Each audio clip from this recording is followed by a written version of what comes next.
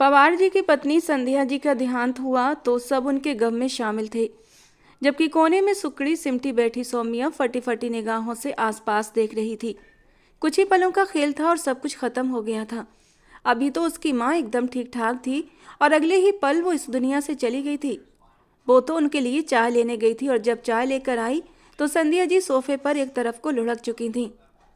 उसने चीख चीख कर अपनी माँ को उठाया, लेकिन उनकी सांसें तो उनके शरीर से जुदा हो चुकी थीं। वो तड़प तड़प कर रोई थी। पवार जी और ईशान उस समय ऑफिस में थे। उसने जल्दी से फ़ोन करके अपने भाई और अपने पापा को बुलाया था।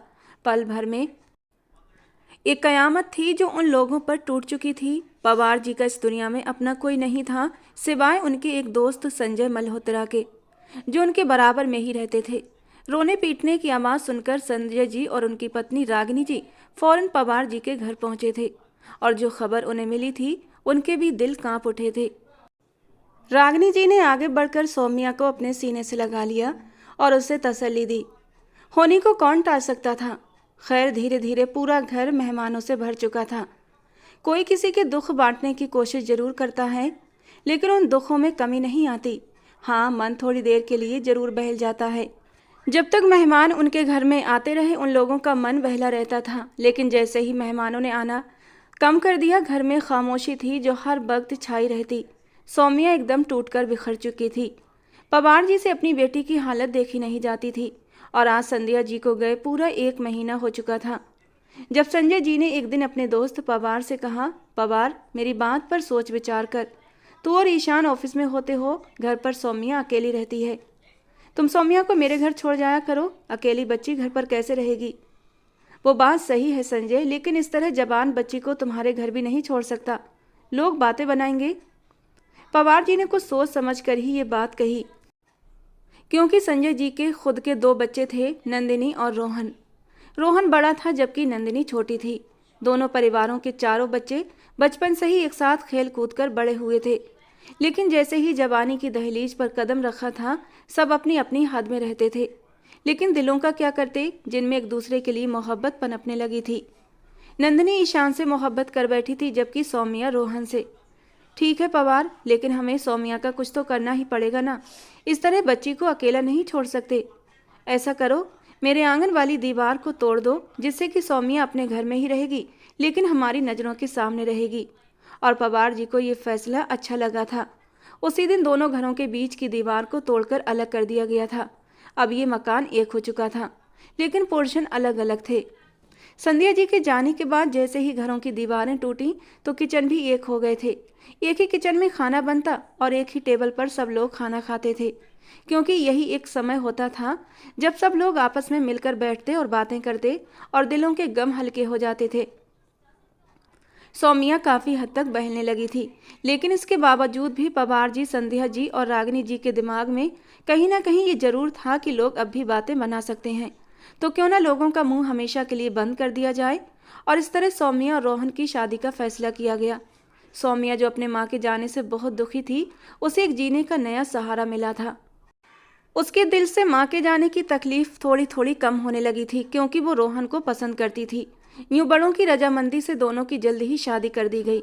सौम्या जानती थी कि नंदिनी ईशान को पसंद करती है और सौम्या अपने इकलौते भाई से बेहद मोहब्बत करती थी, तो वहीं नंदिनी भी उसे बहुत प्यारी थी। और जब उसने ये बात रोहन के कान में डाली कि नंदिनी और ईशान का रिश्ता कर देते हैं, तो रोहन एक पल के लिए चौंक गया था। लेकिन ईशान में कोई बुराई तो नहीं थी, इसलिए वो एक गहरा सांस लेकर रह गया था। अगले ही दिन उसने ये बात अपने माँ बाप के सामने रखी। वैसे रोहन, ईशान में कोई बुराई तो नहीं है, लेकिन ये अदले बदले की शादी मुझे पसंद नहीं है। ईशान की बहन तुम्हारे घर में और तुम्हारी बहन ईशान के घर में, मुझे ये कुछ ठीक नहीं लगता। पापा, इसमें बुराई क्या है? और अच्छा है ना कि नंदिनी के लिए एक देखा भाला और सुलझा हुआ लड़का हमें बैठे बिठाए मिल जाएगा और वो हमारी आंखों से दूर भी नहीं जाएगी। बात जब पवार जी के कानों में पहुंची तो वो भी रिश्ते पर दिल से खुश थे, और जब ईशान से पूछा गया तो उसके दिल की धड़कनों में एक शोर सा मचा था। नंदिनी भी अपनी नज़र झुकाकर रह गई थी। दोनों ही एक दूसरे को पसंद करते थे, जबकि ईशान तो अपनी मोहब्बत का इजहार भी कर चुका था, लेकिन नंदिनी ने अब तक अपनी मोहब्बत का इजहार नहीं किया था। और जब दोनों की शादी की बात चली तो दोनों ही खुश हो गए थे। तय ये पाया गया कि नंदिनी की जैसे ही पढ़ाई पूरी होती है उसके फौरन बाद दोनों की शादी कर दी जाएगी। अभी फिलहाल वो बुरी तरह अपने पेपरों में उलझी हुई थी। सौम्या, एक बार नंदिनी से मुलाकात करवा दो ना, उसे देखे हुए पूरे 15 दिन हो चुके हैं। फ़ोन पर ईशान अपनी बहन सौम्या से बात कर रहा था। खबरदार ईशान, जो तुमने नंदिनी से मिलने की कोशिश की, तुम जानते हो ना उसके पेपर चल रहे हैं और वो अपनी पढ़ाई को लेकर कितना सीरियस रहती है। यार कैसी बहन हो तुम, तुम्हें अपने भाई पर तरस नहीं आता? सिर्फ एक मुलाकात करवा दो यार। हरगिज भी नहीं समझे। सौम्या को उसकी हालत पर बड़ा ही मजा आ रहा था और फिर एक गहरा सांस लेते हुए बोली, वैसे मैंने सोचा है क्यों ना तुम लोगों की परमानेंट ही मुलाकात करवा दी जाए। वो शरारती अंदाज में बोली थी। क्या मतलब, कहना क्या चाहती हो? जबकि सौम्या खिलखिलाकर हंस पड़ी थी, क्योंकि उसने अपने सास ससुर के बीच बातों को सुन लिया था कि पेपर के अगले दिन ही उन दोनों की शादी का प्लान था। और जब उसने ये बात ईशान को बताई तो वो खुशी से कितनी ही देर तक कुछ बोल नहीं पाया था। थैंक यू दीदी, इतनी अच्छी खबर सुनाने के लिए। खुशी से चहकते हुए उसने फ़ोन बंद कर दिया था और नंदिनी को सोचते हुए अपनी आने वाली ज़िंदगी के लिए ढेरों सपने सजा लिए थे। लेकिन कौन जानता था कि अभी तो इन लोगों की ज़िंदगी में एक बहुत बड़ा तूफान आने वाला था जो सबकी ज़िंदगी को हिलाकर रख देता। मम्मा, इतनी जल्दी क्या है? कम से कम मेरे पेपर तो ख़त्म हो जाने दें। शादी वाली बात पर नंदिनी के दिल की धड़कनों ने शोर तो मचाया था, लेकिन पता नहीं क्यों इतनी जल्दबाजी पर वो बुरी तरह घबरा गई थी। अरे जल्दबाजी कहाँ है? और वैसे भी जितनी जल्दी शादी हो जाए ठीक ही है। तुमने कौन सा दूर जाना है? एक पोर्शन से उठकर दूसरे पोर्शन में चले जाना है। लेकिन मम्मा, अभी तो मेरे पेपर हैं। हाँ तो कौन सा, पेपरों के बीच तुम्हारी शादी करा रहे हैं। पेपर के अगले दिन ही तुम्हारी शादी हो जाएगी। वैसे भी ईशान का कहना है ज़्यादा धूम धड़ाका नहीं चाहिए। सादगी से सारी रस्में करने के बाद तुम्हें विदा कराकर वो अपने साथ ले जाएगा। और खैर, उसने अपनी माँ से ज़्यादा बहस नहीं की थी और अपने पेपर देने के लिए यूनिवर्सिटी चली गई। लेकिन दिल अब नए अंदाज से धड़कने लगा था और फिर उसने ईशान के ख्यालों को झटकते हुए अपना सारा ध्यान पढ़ाई की ओर लगा दिया था। और आज वो अपना आखिरी पेपर देकर आई थी तो बहुत सुकून से थी। वो अपनी नींद पूरी करना चाहती थी। वो दिन में भी पूरे 2 घंटे सोई थी और रात को भी खाना खाकर जल्दी ही सो गई थी। नंदिनी, उठ जाओ यार, और कितना सोना है। सारे मेहमान नीचे इकट्ठे होना शुरू हो चुके हैं। भूलो मत, आज शादी है तुम्हारी। सौम्या ने उसे चौथी बार आकर जगाया तो वो मुंह बनाती उठी। क्या भाभी, मैंने कहा था मेरी शादी रख लो आज के दिन। कल ही पेपर से फ्री हुई और आज शादी कर लूं। नंदिनी मुंह बनाते उठी थी, जबकि आंखों में नींद की लाली अभी भी झलक रही थी। ये बात तो तुम ऐसे कह रही हो जैसे तुम्हें पहले नहीं पता था कि आज तुम्हारी शादी है। सौम्या ने उसका बिस्तर तय करते नॉर्मल से अंदाज में कहा। यार भाभी, मुझे अभी और सोना है। वो फिर से लेटने का इरादा बनाने लगी। बिल्कुल नहीं, अब तुम्हारी मम्मी ने गुस्सा करना है क्योंकि उन्होंने साफ कहा है कि तुम्हें नीचे लेकर आऊं। सौम्या ने उसे वापस उठाकर बिठाया।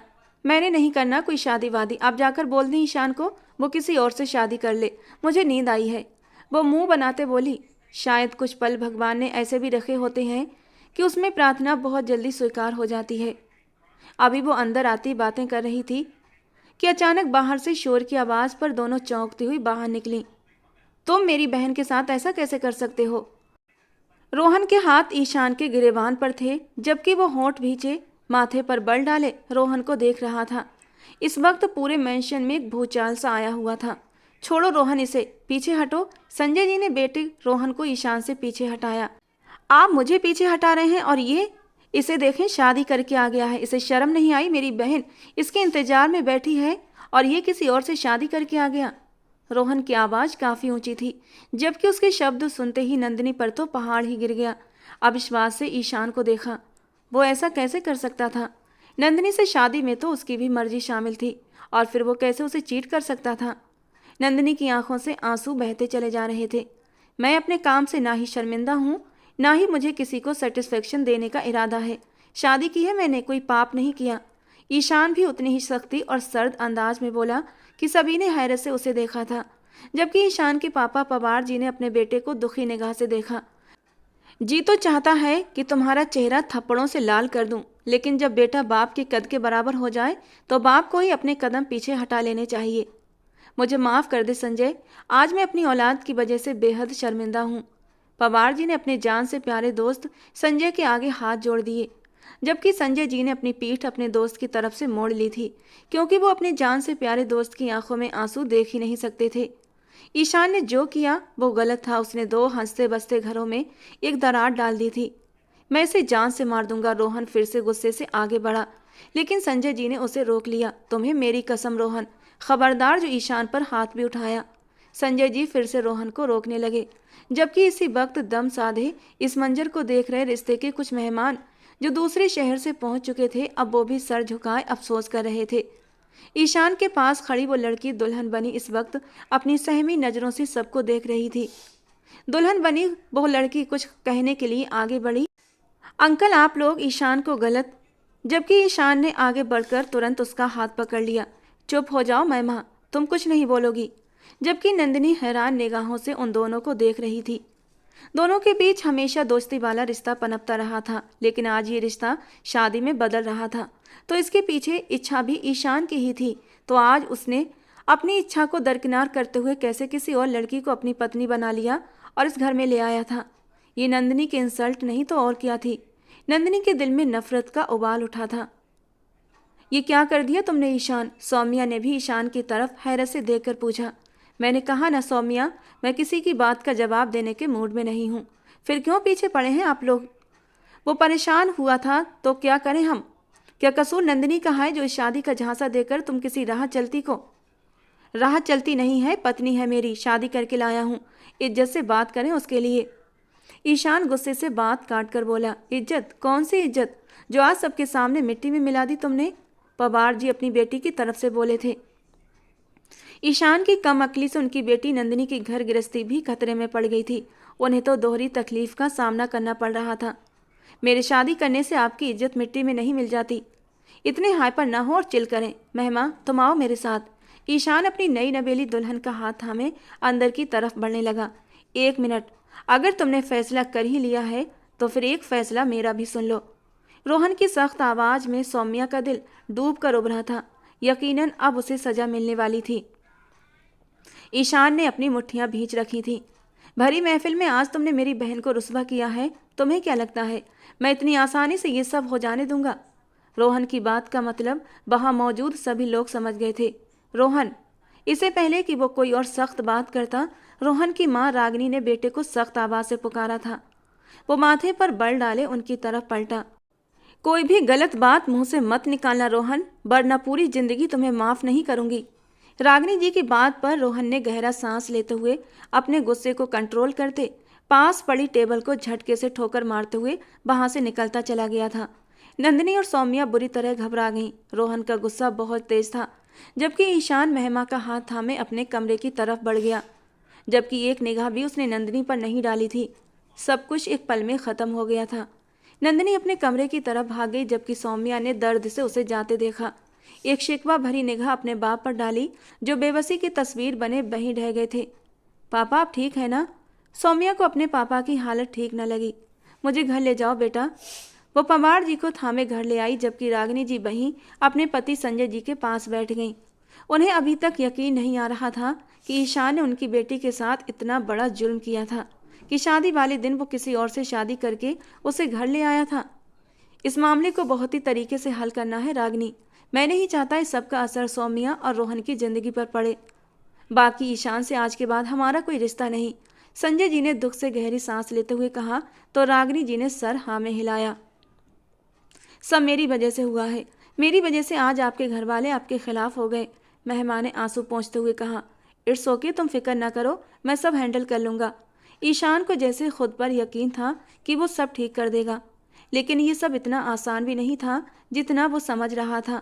और ये तो वक्त ने साबित करना था कि वो सब ठीक करता है या फिर हालात और भी ख़राब होते हैं। रात के आखिरी पहर रोहन घर में दाखिल हुआ। सारा दिन वो घर से बाहर रहा था। वो जानता था अगर वो जल्दी आता तो यकीनन ईशान के साथ झगड़ा हो जाता, और ऐसे में उसके माँ बाप ये सब सहन नहीं कर पाते। ईशान को हमेशा उसने छोटे भाइयों की तरह ही जाना था। कभी कोई ये नहीं कह सकता था कि दोनों अलग अलग फैमिली से बिलोंग करते हैं, बल्कि देखने वाले यही कहते दोनों सगे भाई लगते हैं। शायद आज उनकी मोहब्बतों को नज़र लग गई थी। वो बहुत उदास हुआ था, दिल जैसे टूट गया था। अंदर आता ड्राइंग रूम में सोफे पर धंस गया। पूरा मेंशन इस वक्त खामोशियों में डूबा हुआ था। वो सोफे के आसपास बाहें फैलाए सर सोफे पर टिकाकर आंखें बंद कर गया। सौम्या जो अपनी सास और ससुर के पास बैठी कब से उनकी हिम्मत बढ़ा रही थी, अब किचन में आ गई थी।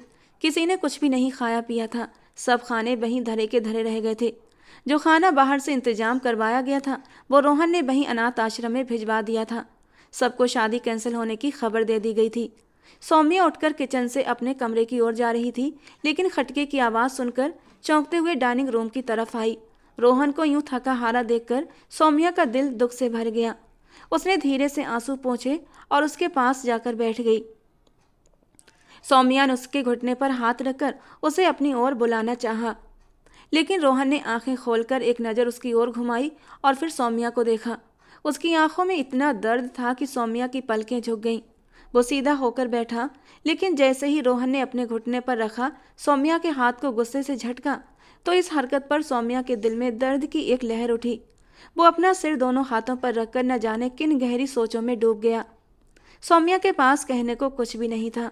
शायद वो बड़ी हिम्मत जुटाकर उसके पास आई थी, लेकिन रोहन के यूं हाथ झटक देने से उसकी हिम्मत भी टूट गई थी। आंसू पोंछते हुए वो खामोशी से उठ गई, जबकि रोहन के दिमाग में अब भी विचारों का एक तूफान सा चल रहा था।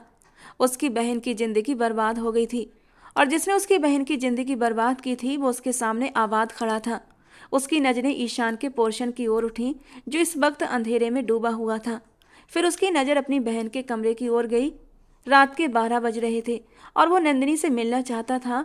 उसे अपने होने का एहसास दिलाना चाहता था कि उसका भाई अभी जिंदा है, लेकिन ये वक्त सही नहीं था। वो खामोशी से उठकर अपने कमरे की ओर बढ़ गया।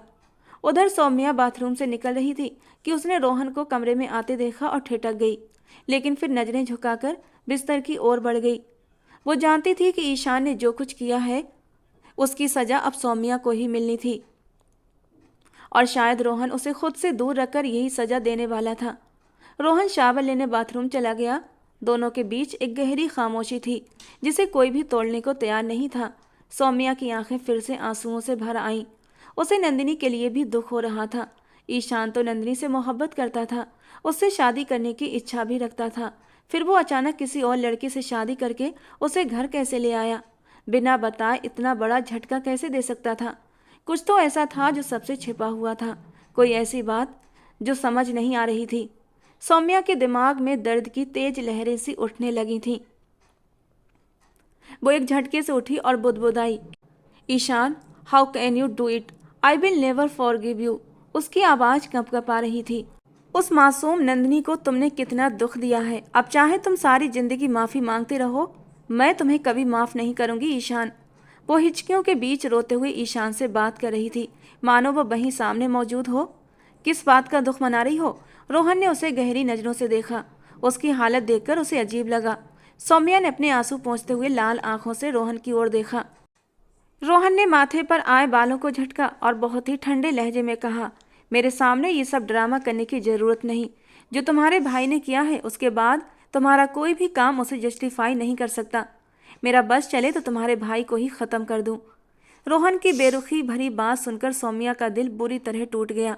उसने चुपचाप अपने आंसू पोंछे और दराज से सिरदर्द की दवाई खोजने लगी, लेकिन दवाई नहीं मिल रही थी और उसका दर्द लगातार बढ़ता जा रहा था।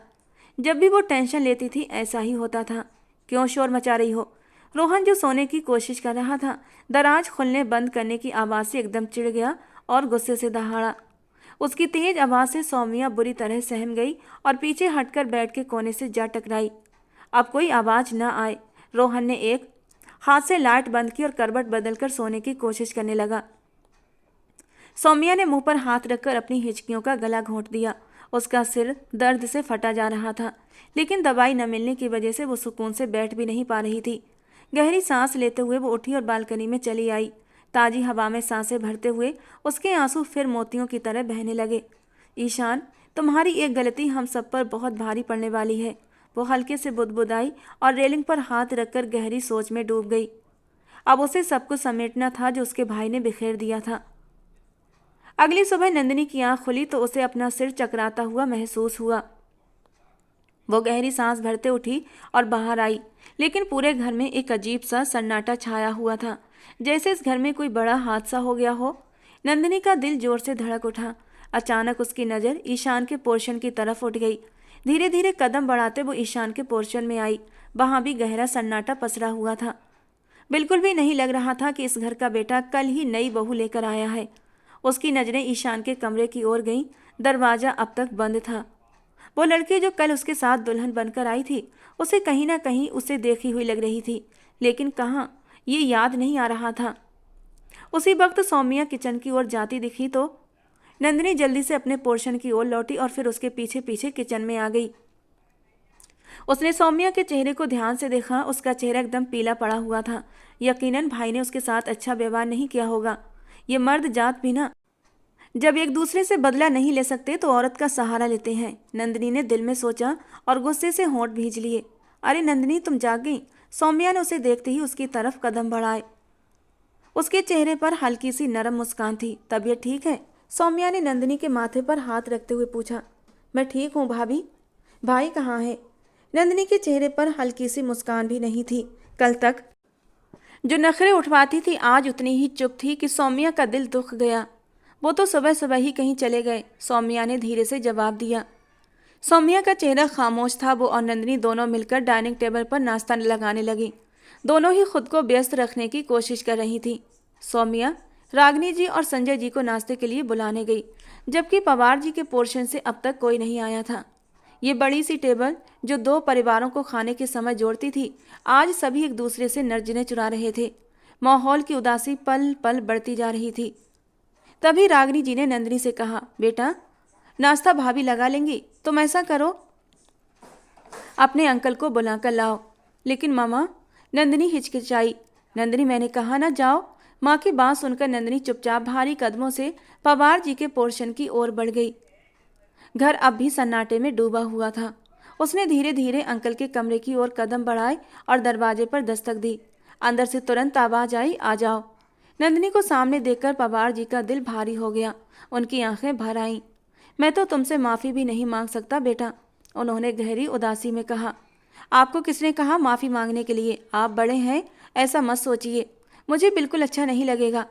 चलिए नाश्ता कर लीजिए, फिर आपको ऑफिस भी तो जाना होगा ना, नंदिनी ने हल्की मुस्कान के साथ कहा। पवार जी ने उसके सिर पर प्यार से हाथ फेरा और गहरी सांस भरते हुए अपने कमरे से बाहर निकल आए। फिर वो संजय जी के पोर्शन में पहुंचे और चुपचाप डाइनिंग टेबल पर सिर झुकाकर बैठ गए।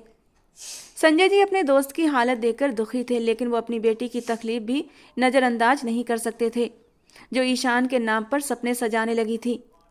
नंदिनी अपने चेहरे के भाव सामान्य करने की कोशिश कर रही थी ताकि घर के बाकी लोग भी सहज हो सकें। सौम्या ने गहरी सांस लेते हुए नाश्ता सर्व करना शुरू कर दिया। तभी ईशान और महिमा उधर आते दिखाई दिए। ईशान सीधे डाइनिंग टेबल की ओर बढ़ा और सौम्या से बोला, सौम्या नाश्ता। ईशान, ये नाश्ता हम सबके लिए बनाया गया है। अपने और अपनी नई नवेली दुल्हन के लिए नाश्ता खुद बना लो। किचन का रास्ता उधर है, सौम्या ने सख्त लहजे में कहा। प्लेट की ओर बढ़ता ईशान का हाथ रुक गया था। उसने गहरी नज़रों से सौम्या को देखा और बोला, अच्छा हुआ पहले ही बता दिया कि अब यहाँ 2 वक्त की रोटी भी नसीब नहीं होगी। कोई बात नहीं, जिस तरह पोर्शन अलग हैं, किचन भी अलग कर लेते हैं। उसकी इस बात पर पवार जी और संजय जी ने दुख भरी नज़रों से उसे देखा। जिनकी दोस्ती की मिसाल पूरा इलाका दिया करता था, वही दोस्ती तोड़ने के लिए आज उनका बेटा ईशान खड़ा था। ईशान कुर्सी से उठने ही वाला था कि संजय जी ने गुस्से में कहा, वापस बैठो ईशान। उनके टोकने पर सभी हैरान रह गए। सौम्या बेटा, खाने से किसी दुश्मन का भी हाथ नहीं रोका जाता, और ईशान कोई गैर नहीं है। आगे से मैं ये सब दोबारा न देखूं। संजय जी ने सौम्या को हल्की फटकार लगाई। नाश्ता सबको सर्व करो सौम्या, रागिनी जी ने भी सख्त लहजे में कहा। सौम्या मजबूरी में ईशान और महिमा को भी नाश्ता परोसने लगी। गुस्से से भरी नंदिनी अचानक टेबल से उठकर खड़ी हुई। नंदिनी बेटा, नाश्ता करके जाओ, संजय जी ने उसे रोकते हुए कहा तो एक पल के लिए उसके कदम रुक गए थे। रोहन, जो अभी अभी डाइनिंग टेबल की ओर आ रहा था, महिमा और ईशान को नाश्ता सर्व करते देखा तो गुस्से में भड़क उठा। सौम्या, तुम्हारी इन लोगों के लिए आवभगत हो गई हो तो अपने पति को भी देखो। गुस्से में उसकी आवाज़ ऊंची हो गई थी। रोहन की आवाज़ सुनते ही सौम्या के हाथ से चाय का कप छूट गया और गरम गरम चाय उसके हाथ पर गिर गई। सौम्या, ध्यान से। ईशान बेचैन हो उठा और सौम्या का हाथ पकड़ लिया। नंदिनी भी तुरंत सौम्या की ओर बढ़ी। भाभी, ज़्यादा तो नहीं जला? सौम्या अपना हाथ सहला रही थी। लेकिन उसकी नज़रें तो बस रोहन पर थीं, जो गुस्से में अपने कमरे की ओर बढ़ गया था। भाभी यहाँ आइए, मैं आपको दवा लगा दूँ, नंदिनी ने कहा और सौम्या को अपने कमरे की ओर ले गई। पापा, ईशान ने पवार जी को पुकारा। शायद कुछ कहना चाहता था। पवार जी ने उसकी ओर देखा लेकिन तुरंत हाथ उठाकर रोक दिया। तुम्हारा बाप तो कल ही मर गया था तुम्हारे लिए। बेहतर होगा मुझे दोबारा अपनी शक्ल मत दिखाना और ना ही मुझे पापा कहना। उनके कठोर शब्दों ने सभी को सन्न कर दिया था। पवार जी सख्त कदमों से उठे और वहां से चले गए। महिमा चुपचाप सिर झुकाए अपने आंसू पोंछ रही थी। इस घर के लोग मेरे आने से बिखर गए हैं ईशान, मैं तो खुद को कभी माफ नहीं कर पाऊंगी। माही, जो जैसा चल रहा है उसे चलने दो, किसी से कुछ कहने या सुनने की जरूरत नहीं है, ईशान ने गंभीर स्वर में कहा। अब उसे इन हालातों पर गुस्सा आने लगा था। ये सब उसके अपने थे, लेकिन सिर्फ कहने के लिए। अगर सच में अपने होते तो क्या उसकी तकलीफ को नहीं समझते। उसे सबसे ज्यादा गुस्सा अपनी बहन सौम्या और अपने पापा पर आ रहा था। गुस्से में वो कमरे से बाहर निकला, तभी सामने से नंदिनी आ गई और दोनों की एक जोरदार टक्कर हो गई। नंदिनी ने तुरंत उसकी शर्ट पकड़ ली ताकि गिरने से बच सके, लेकिन ईशान ने उसे कोई सहारा नहीं दिया। नंदिनी ने खुद को संभालते हुए धीरे से उसकी शर्ट को छोड़ दिया, इससे पहले वो जमीन पर दोबारा गिर पड़ती। इस बार ईशान ने नंदिनी की कमर में हाथ डालकर उसे गिरने से पहले ही थाम लिया और फिर धीरे से उसे उसके कदमों पर खड़ा कर दिया। दोनों की नजरें एक दूसरे से बहुत कुछ कह रही थीं, लेकिन उनके होंठ खामोश थे। ईशान जा चुका था, लेकिन नंदिनी को गुस्सा दिला गया। शायद अब सारी जिंदगी इसी तरह कटनी थी, घुट घुट कर। वो ठहरी हुई निगाहों से उसे जाता देखती रही, फिर झटके से अपने कमरे की ओर बढ़ गई। 2 दिन बाद, हाथ कैसा है अब? अचानक रोहन को सौम्या के हाथ की याद आ गई। सौम्या ने उसे दुख भरी नजरों से देखा, जैसे यकीन ही ना हो कि उसने ये सवाल पूछा है। ज्यादा जल गया था? वो उसके पास बैठकर फिक्रमंदी से उसके हाथ को देखते हुए बोला। ठीक हूं अब। सौम्या ने अपना हाथ झटके से खींच लिया, लेकिन रोहन ने फिर से उसे पकड़ लिया। मुझे गुस्सा था सौम्या, जो ईशान ने किया उसके बाद मैं खुद को कैसे संभालता। रोहन ने धीरे से कहा। सही कह रहे हैं आप, सारा कसूर तो मेरा ही था ना। वो सर झुकाए शिकायती लहजे में बोली। शायद हालात गलत थे कि हम सब बस पिस कर रह गए। रोहन ने गहरी सांस ली और उठकर बाथरूम की ओर बढ़ गया। खाना लाऊं आपके लिए? सौम्या ने धीरे से पूछा। सारी नाराजगी अपनी जगह थी, लेकिन वो एक अच्छी पत्नी की तरह उसके खाने पीने का और बाकी जरूरतों का ख्याल रखती थी। नहीं, भूख नहीं है, रोहन ने छोटा सा जवाब दिया और बाथरूम का दरवाजा बंद कर लिया। शावर लेने के बाद जब वो बाहर आया तो कमरे की लाइट्स ऑफ थी। साइड लैंप की हल्की रोशनी में उसने देखा कि सौम्या पहले ही सो चुकी थी। वो अपने गीले बालों को तौलिए से रगड़ता हुआ बेड के किनारे बैठ गया और मोबाइल पर स्क्रॉल करने लगा, लेकिन सिर दर्द तेज हो गया तो उसने फ़ोन एक तरफ रखा और सोने की कोशिश करने लगा, लेकिन नींद आंखों से कोसों दूर थी। सौम्या उसके इतने करीब थी, फिर भी उससे बहुत दूर लग रही थी। उसका दिल तेजी से धड़कने लगा। वो जानता था कि पत्नी के करीब आना उसका हक है। उसके जज्बात उसे तंग करने लगे। उसका दिल सौम्या की संगत के लिए मचलने लगा। गहरा सांस लेते हुए वो धीरे से सौम्या के करीब लेट गया और फिर धीरे से उसने सौम्या की कमर में हाथ डालकर उसे अपनी ओर खींचा। सौम्या हल्की हल्की नींद में थी, लेकिन अचानक उसकी नज़दीकी से उसका दिल जोर से धड़क उठा। उसने कोई विरोध नहीं किया, क्योंकि वो जानती थी ये उसका हक था। वो उसे मना नहीं कर सकती थी। सौम्या ने अपने धड़कते दिल को बहुत मुश्किल से संभाला। वो बहुत प्यार से उस पर बरस रहा था। अपनी शर्ट के बटन खोलता वो सौम्या की शर्ट बाजू से बाहर उसके लबों की नरमी को अपने होठों से चुराने लगा। उसकी धड़कनें तेजी से भाग रही थीं और जब वो नीचे से उसकी दोनों खूबसूरत धड़कनों पर झुका तो सौम्या के लबों से एक मदहोश सिसकी निकली थी। पल भर में वो उसे हर पर्दे से आज़ाद करता उसमें पूरी तरह समाता चला गया। सौम्या की मदहोश सिसकियां पूरे कमरे में गूंज रही थीं। कितने दिनों के बाद वो उसके करीब आया था तो पूरे जोश और जुनून से बरस रहा था। सौम्या की आंखों से आंसू टूटकर तकिए में खो गए थे। रोहन, वो जुनून में होता तो हमेशा सब भुला दिया करता था। अभी भी वो अपने जुनून में कुछ ज़्यादा ही आगे बढ़ गया था, तो उसने उसे होश दिलाने के लिए सरगोशी में आवाज़ लगाई थी। रोहन की जान, क्या हुआ? जरा से अपनी गर्दन तिरछी करते हुए पूछता। वो उस वक्त बिल्कुल कोई और ही रोहन लग रहा था। प्लीज़, वो फिसलती सांसों से बोलती उसे और मदहोश कर रही थी। मेरी जान, ये तो मेरी मोहब्बत का रंग है, ये मेरी चाहत है, और मेरी चाहत को सहन करने में तुम्हें इतनी तकलीफ़ क्यों? वो उसकी नरमियों को महसूस करता हुआ मदहोश हो रहा था और सौम्या को तो शायद अब उसके जुनून की आदत हो गई थी, और फिर वो इतने दिनों के बाद बरसा था तो टूट कर ही बरसना था। वो उसके जुनून के आगे हार मानती खुद को उसे सौंप चुकी थी, और रोहन ने भी बहुत मोहब्बत और जुनून से उसे समेटा था।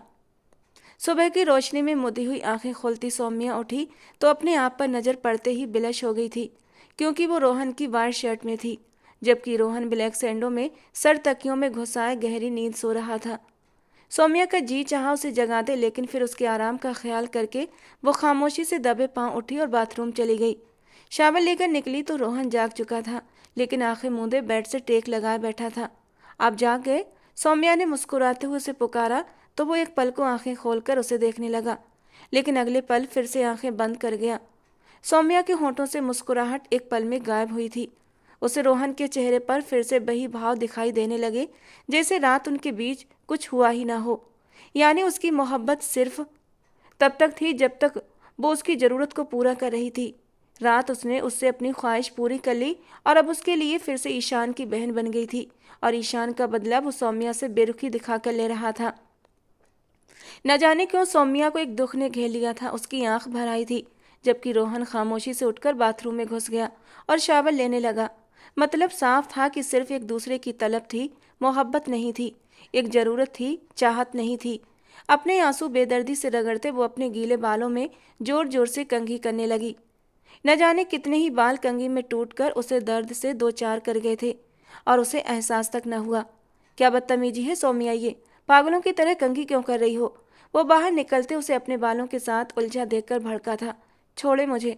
वो अपना हाथ गुस्से से छुड़ाती फिर जोर जोर से कंघी करने लगी। पागल हो गई हो, सारे बाल टूट रहे हैं, 2 थप्पड़ खाओगी मुझसे? रोहन ने गुस्सा बर्दाश्त करते कहा। हाँ तो उठा ले हाथ, मिल जाएगा आपको सुकून। शायद ऐसे ही आपके अंदर की आग ठंडी हो सके।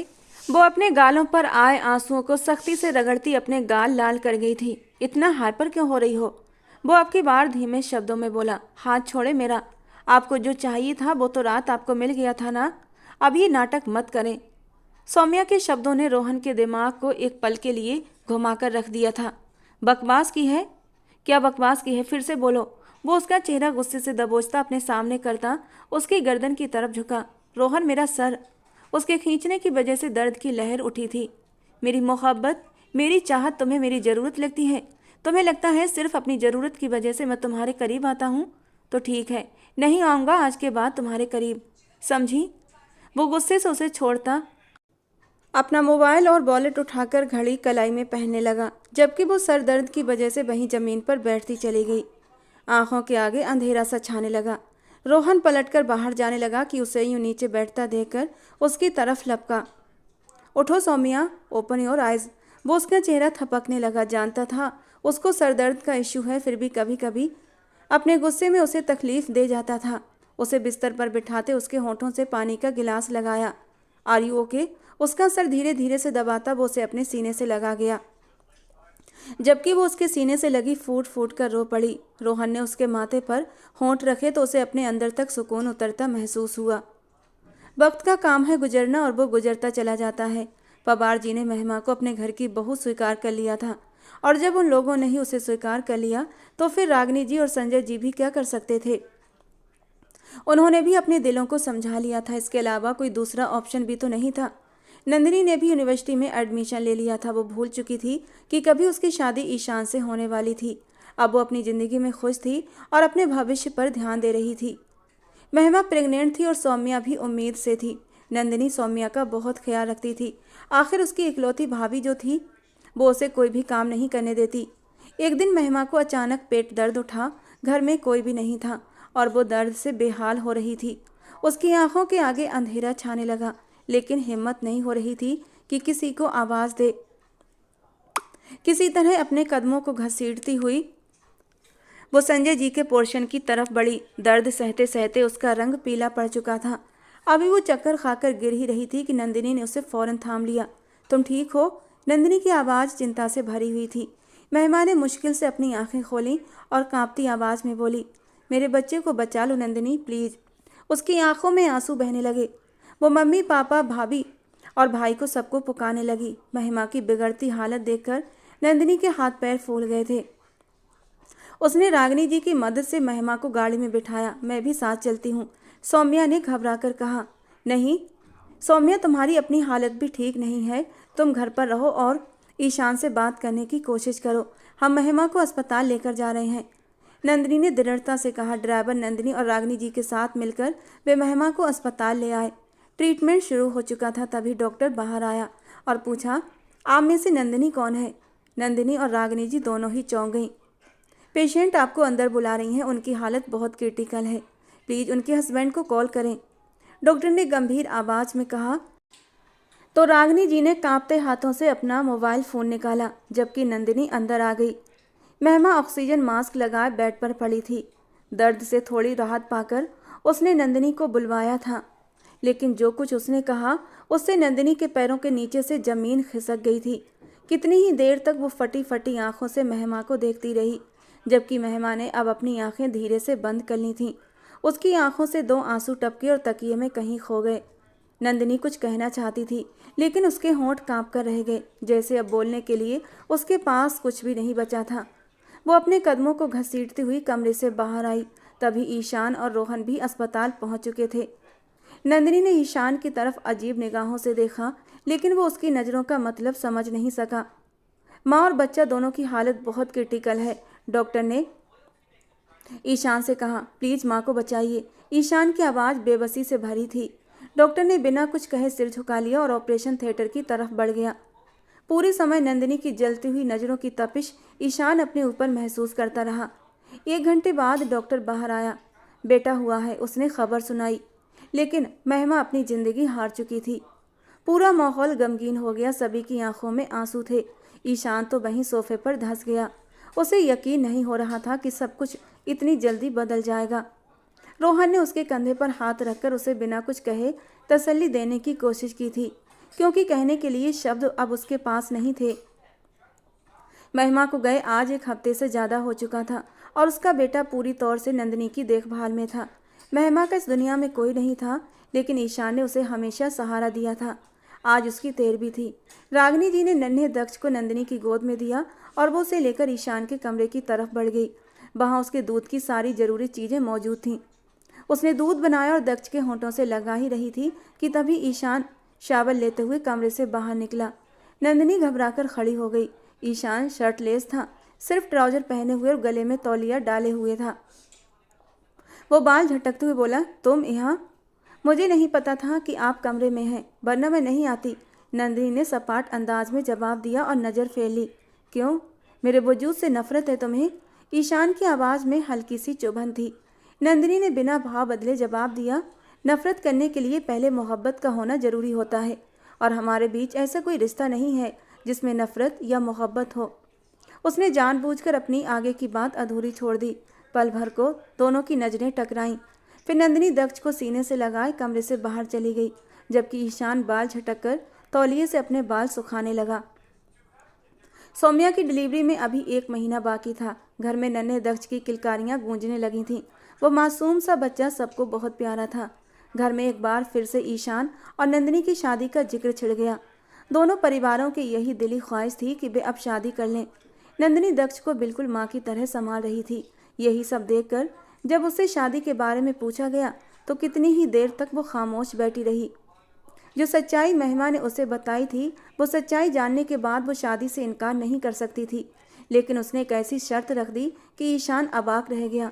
यही मेरी शर्त है, अगर शादी करना चाहते हैं तो इसे मानना होगा, बाकी आपकी मर्जी, नंदिनी ने बिना भाव बदले कहा और दक्ष को अपने करीब कर लिया। अब 3 महीने हो चुके थे। नंदिनी बिना किसी एहसास के उसे अपने कमरे में रखे हुए थी। किसी को समझ नहीं आता था कि वो ऐसा क्यों कर रही है। जिस लड़की ने शादी के दिन उसकी शादी तोड़वाकर खुद उसके दूल्हे को अपना पति बना लिया, उसी के बच्चे को वो अपनी ज़िंदगी का हिस्सा क्यों बना रही थी, ये राज कोई नहीं जानता था। ईशान की आंखों में गुस्सा भर गया। मुझे तुम्हारी शर्त मंजूर नहीं, आपकी मर्जी, आप मजबूर तो नहीं हैं, नंदिनी ने गुस्से से जवाब दिया। ईशान ने गहरी सांस भरकर खुद को शांत रखने की कोशिश की।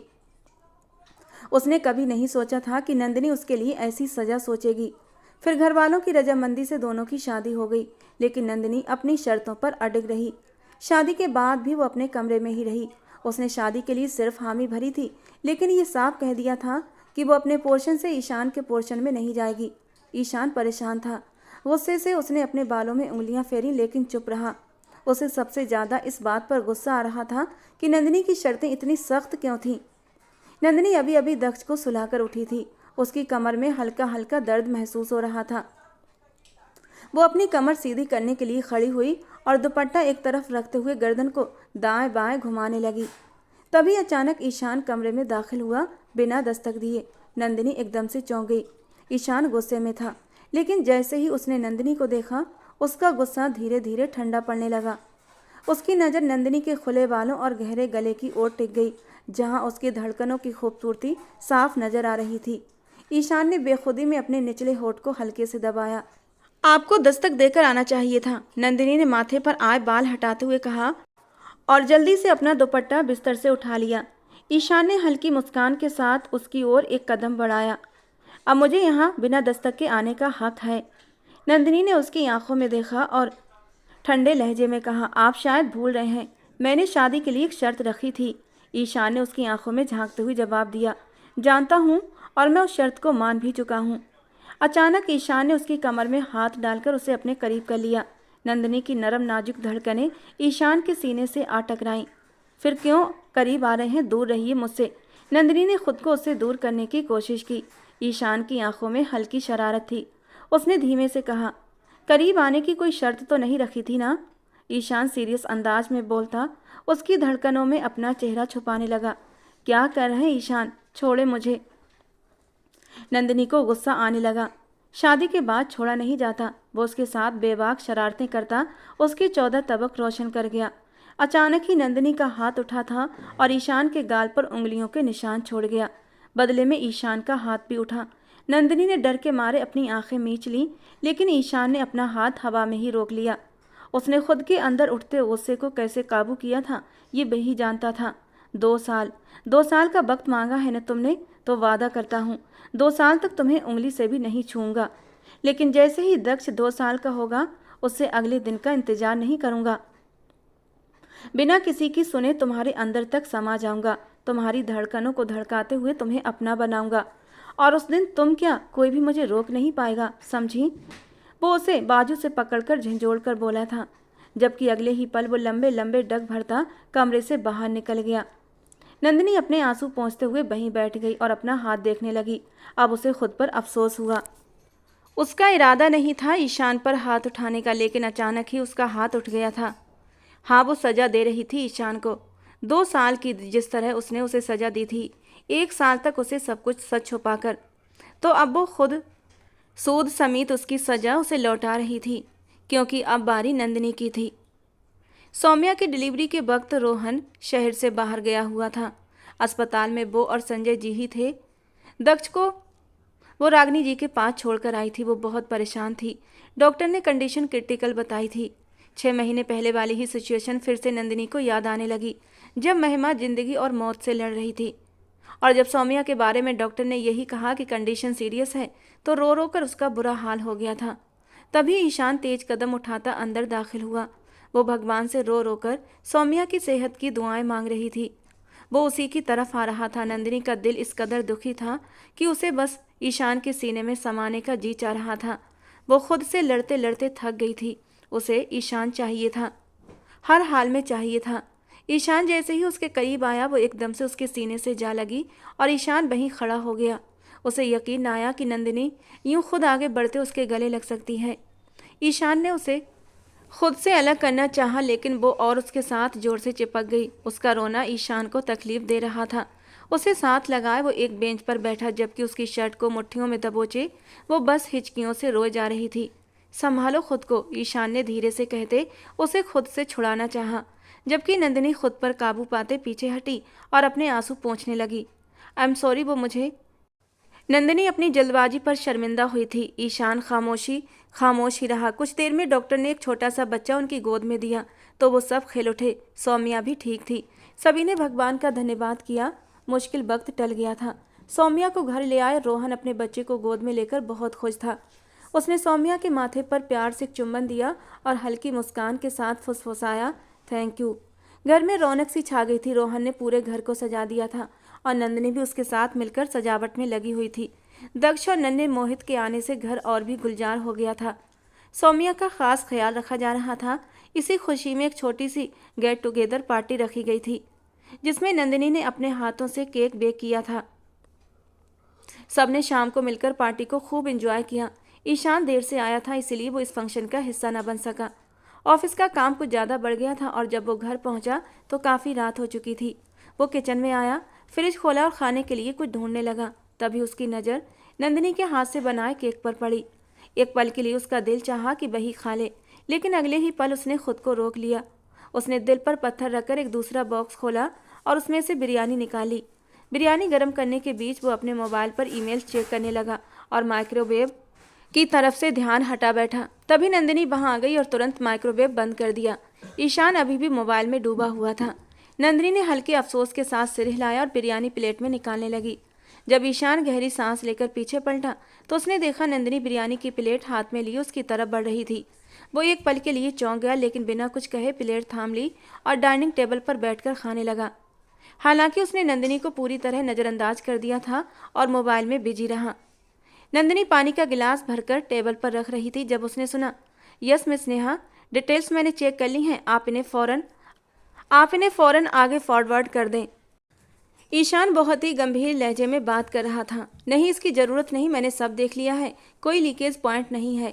सामने शायद कोई लड़की थी। नंदिनी को ये सब बर्दाश्त नहीं हो रहा था, लेकिन उसने अपने चेहरे से कोई भाव प्रकट नहीं होने दिया।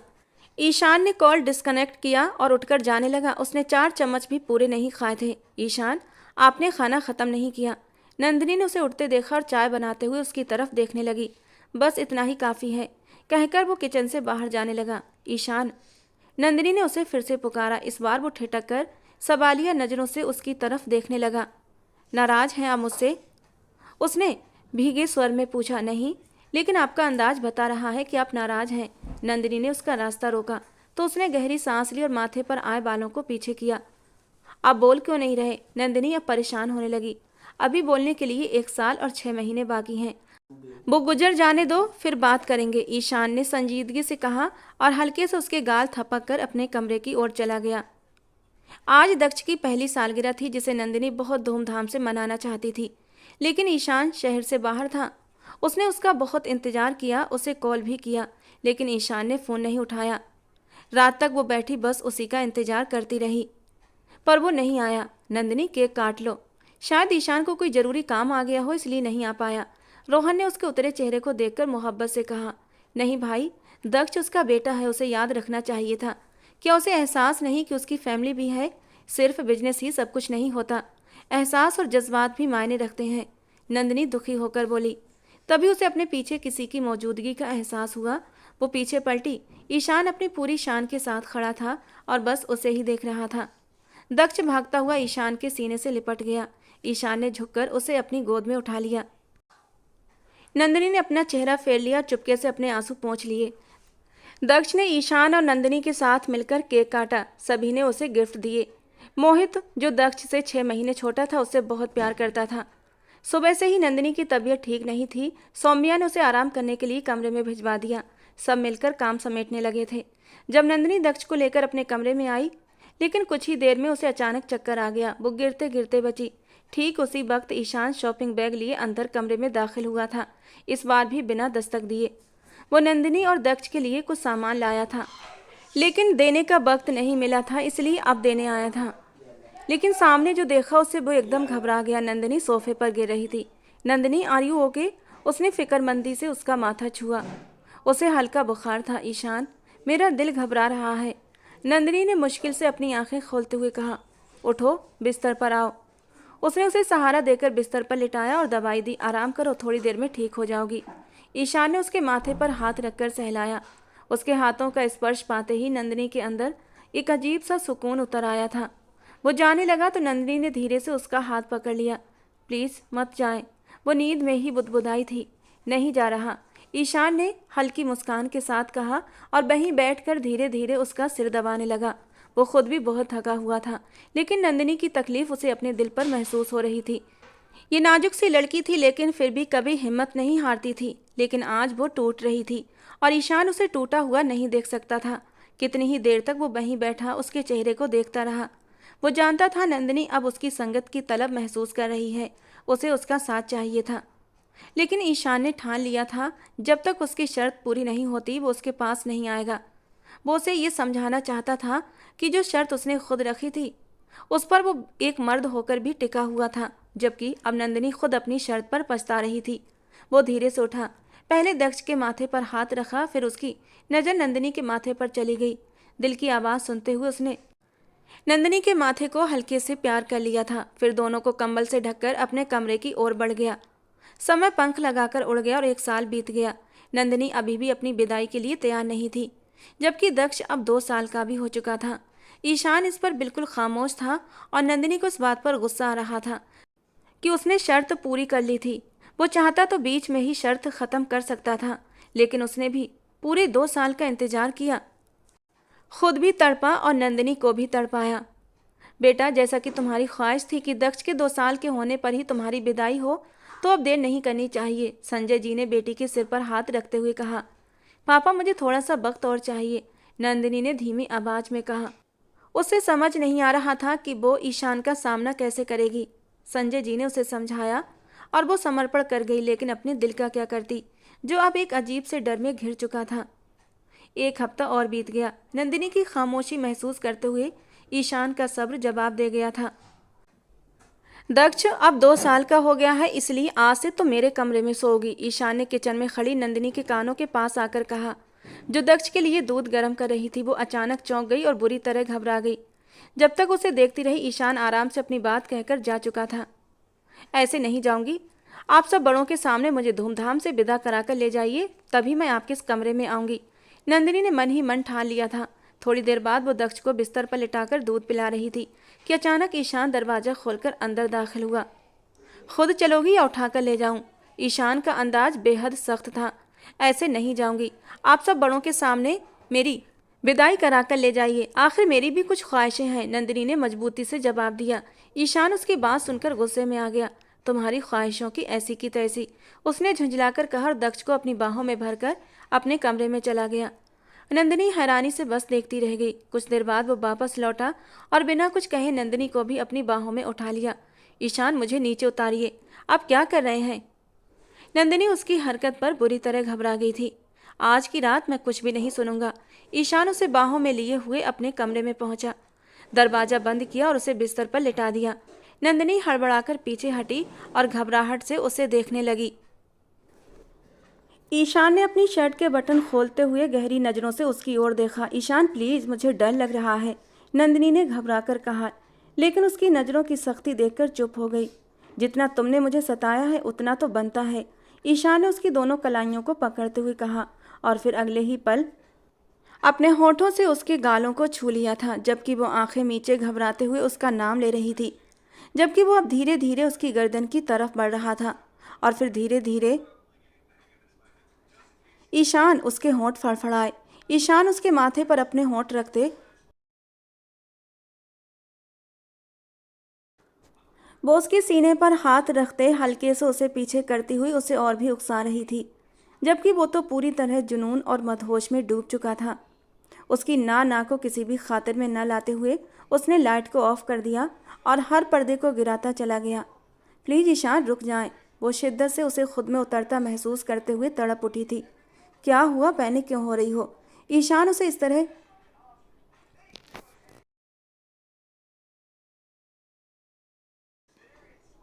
नंदिनी की बात पर वो कुछ पल तो अपनी जगह से हिल भी न सका। 2 साल तक उसे अपनी पत्नी होते हुए भी छू नहीं सका था, उसके करीब नहीं आया था और आज उसकी शर्त पूरी करते हुए दिल से उसके करीब आया तो वो उसे ज़बरदस्ती का नाम दे रही थी। तुम्हें लगता है कि मैं ज़बरदस्ती कर रहा हूँ? वो जरा सा पीछे हटा था, उसे अपनी आवाज़ कुएं से आती महसूस हुई। नंदिनी का दिल बुरी तरह धड़का। वो पीछे हट रहा था। ईशान, मेरी बात। वो अब पीछे हटा और उसे पीछे हटता देखकर वो पागल हुई थी। नज़दीक आ रहा था तो बर्दाश्त नहीं हो रहा था, दूर जा रहा था तब भी जान निकलने लगी थी। बस नंदिनी, अब और नहीं, तुम जानती हो इस कदर करीब आकर दूर जाना मरने के बराबर होता है। तो ठीक है, तुम खुश रहो।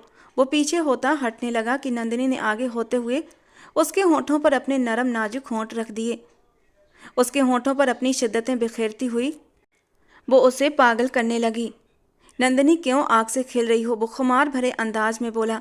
आपने मुझसे सच छुपाया, उसकी सजा तो बनती थी ना। वो उसके गाल पर प्यार से काटते हुए बोली थी। मुझे मेहमा ने सब बता दिया था। उस दिन हॉस्पिटल में वो आपकी पत्नी नहीं थी, आपके दोस्त की पत्नी थी। वो दोस्त जो कोमा में था। आप मेहमा की सिर्फ सुरक्षा कर रहे थे, क्योंकि मेहमा और उसके पति विपुल ने मर्जी से भागकर शादी की थी और विपुल के घर वाले मेहमा की जान के पीछे पड़े थे, इसीलिए उसे यहाँ लेकर आए थे और सबसे झूठ बोल दिया, जबकि आप सच बोल सकते थे। पर आपको तो अपने दोस्त की दोस्ती निभानी थी। और जिस दिन दक्ष इस दुनिया में आया, न सिर्फ मेहमा इस दुनिया से चली गई, बल्कि मेहमा के हस्बैंड भी, दोनों की डेथ एक ही दिन हुई थी। तुम ये सब कैसे? ईशान उसके नाजुक पलों में भी सच्चाई सुनकर डिस्टर्ब हुआ था। मैं पागल नहीं थी जो आपसे शादी के लिए राजी हो गई थी। सब जान चुकी थी मैं, पर आपसे सुनने की इच्छा रखती थी। पर आपने नहीं बताया, इसलिए आपको 2 साल के लिए अपने करीब न आने की सजा सुनाई थी, जिसे आपने खुशी से स्वीकार कर लिया। नंदिनी ने नाराजगी से कहा और उसकी तरफ से मुंह फेर लिया। लेकिन अगले ही पल, बहुत शौक है मुझे सजा देने का। वो उसके नाखून अपने कंधे में दबते महसूस करते, दोनों हाथों की उंगलियां अपने हाथों की उंगलियों में उलझाता उसमें शिद्दत से समाने लगा। दोनों की सांसें आपस में घुलने मिलने लगी थीं। अब उसे कुछ भी कहने का मौका दिए बिना वो उसे खुद में समाता और प्यार से समेटता जा रहा था। और पल पल नंदिनी उसकी चाहत में पिघलती जा रही थी। वो बेहद जुनूनी हो रहा था। 2 साल तक शादी होने के बावजूद भी उसने उसे खुद से दूर रखा था, तो सजा तो बनती थी। क्या आप सच में मुझसे मोहब्बत करते हैं? अपनी धड़कनों में ईशान को मुंह छुपाते देख वो गहरा सांस भरती पूछ रही थी। इस एक रात के लिए 2 साल इंतजार किया है और अभी भी ये सवाल पूछ रही हो? वो उसकी कलाइयों को तकिए पर पुश करता हुआ फिर से उसमें समाता उसके 14 तबक रोशन कर गया था। रात की स्याही फैलती जा रही थी और कमरे में उनकी मोहब्बत जोर पकड़ती जा रही थी। आखिरकार ईशान को उसकी मोहब्बत जो मिल गई थी। अगले दिन सब बड़ों की रजामंदी से नंदिनी की विदाई कर दी गई थी और उसे ईशान के पोर्शन में भेज दिया गया था। ये विदाई वाली बात नंदिनी की इच्छा पर हुई थी, क्योंकि उसे दुल्हन बनकर ही विदा होना था। हालांकि किसी को क्या पता था, वो अपने रिश्ते की शुरुआत तो गुजरी रात ही कर चुके हैं। जब ईशान कमरे में दाखिल हुआ तो वो कमरे में कहीं नहीं थी। ईशान के माथे पर बल पड़े। वो उसे पुकारता हुआ पूरा कमरा देख चुका था, लेकिन वो कहीं नहीं थी। पर वो जानता था वो रूम में आई थी, वो बस उसे तंग कर रही थी। मोबाइल पर कॉल लगाकर वो बहुत ही सुकून से बिस्तर पर लेट गया था। हाँ, हेलो मिस नेहा, कैसी हैं आप? अरे नहीं, बिल्कुल बिजी नहीं, आपके लिए फ्री हूँ, एनी टाइम। अभी उसके शब्द मुंह में थे कि नंदिनी ने उसके हाथ से मोबाइल छीना। अगले ही पल ईशान ने उसे अपनी तरफ खींचते अपने सीने पर गिराया और उसके लबों पर झुकता, बिना उसको सोचे समझने का मौका दिए बगैर उस पर हावी होता चला गया। दोनों का इश्क आखिरी मंजिल पर पहुंचकर पूरा हो चुका था। जज्बातों का तूफान थमा तब उसके सीने पर सर रखे वो सुकून से लेटी हुई थी, जबकि वो उसके बालों में उंगलियां फिराता हुआ उसके माथे पर अपने होंठ रखकर उसे सुकून दे गया। एक बात मानोगी नंदिनी? बोलो, तुम मेहमा और दक्ष की सच्चाई अपने सीने में हमेशा के लिए दबा लो। ऐसा क्यों? उसने जरा सा सर उठाकर ईशान से पूछा। वो इसलिए कि सब लोग दक्ष को मेरा बेटा समझते हैं और उसे वही मोहब्बत और मान देते हैं। मैं नहीं चाहता कि घर वालों को पता लगे दक्ष मेरा बेटा नहीं है और सब उससे नफरत करने लगे। लेकिन ईशान दक्ष का परिवार है, उसके दादा दादी, उसे उसका हक मिलना चाहिए।